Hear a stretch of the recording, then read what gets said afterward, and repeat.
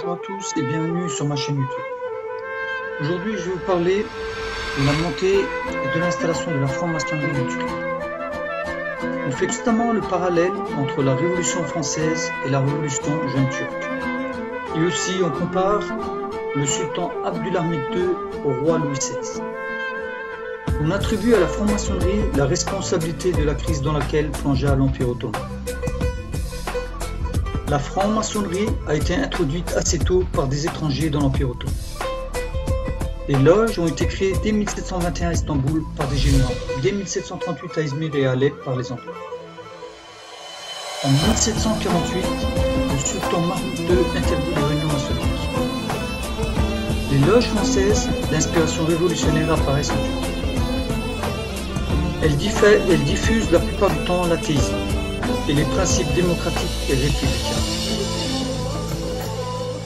À partir de 1850, l'activité des loges se développe. Elles recrutent des hauts fonctionnaires. En 1857, un éphémère Grande Loge de Turquie est créé à Izmir par le Grand Orient de France.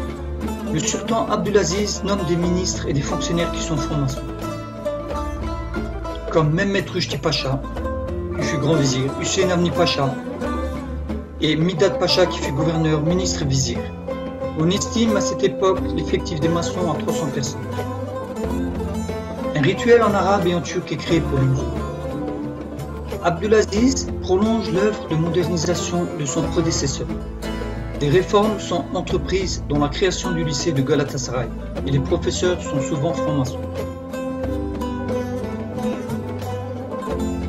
On insiste sans preuve sur la prédominance des athées dans les loges qui sont à l'origine à la création du mouvement de la jeune Turquie.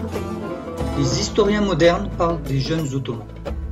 Un des plus actifs selon lui est un Roumain appelé Gani, qui recrute Mustafa Fazil Pacha, petit-fils de Mehmed Ali d'Égypte et fils d'Ibrahim Pacha, qui apporte son appui financier.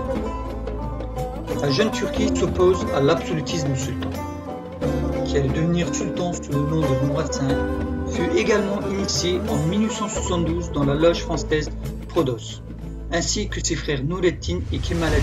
Il fut donc influencé par les idées modernes de la franc-maçonnerie.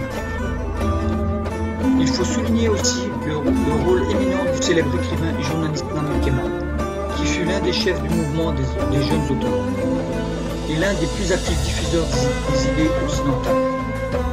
Fatih Pacha publie un pamphlet en 1867 qui provoque une réaction immédiate du Abdülaziz.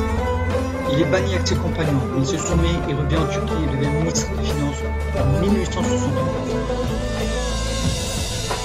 Le 30 mai 1876, Abdülaziz est déposé. Il est retrouvé mort 4 jours plus tard. Mourad V monte sur le trône le 30 mai 1876, mais il est rapidement déposé pour maladie mentale. Et Abdülhamid II devient sultan le 31 août 1876. Dans un premier temps, il poursuit les réformes et promulgue même la constitution que lui propose Midat Pacha, son vizir. La jeune Turquie est harcelée, ses membres emprisonnés. Mais les loges maçonniques ne sont pas menacées. Elles se mettent même parfois sous la protection des ambassades en s'alliant à des loges étrangères comme Salonique, Macedonia Resorta ou Perseveranza, alliée aux Espagnols. Les jeunes Turcs. En 1987, des francs-maçons reconstituent la jeune Turquie sous la direction de İbrahim Temobey, professeur à l'école de médecine militaire d'Istanbul, né en Allemagne. La franc-maçonnerie moderne. Comme la République défendait leurs principes, les loges furent mises en sommeil en 1935, malgré la présence des francs-maçons parmi les députés et dans l'entourage de Mustafa Kemal Atatürk, comme son médecin Kemal Oker. Elles furent de nouveau actives à partir de 1948. Il y a actuellement 3 loges en Turquie.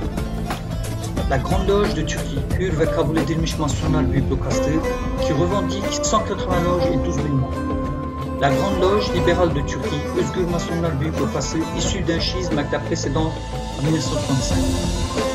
Et la dernière, la Grande Loge féminine, Kadın Masonlar Büyük Lokası, créée en 1992.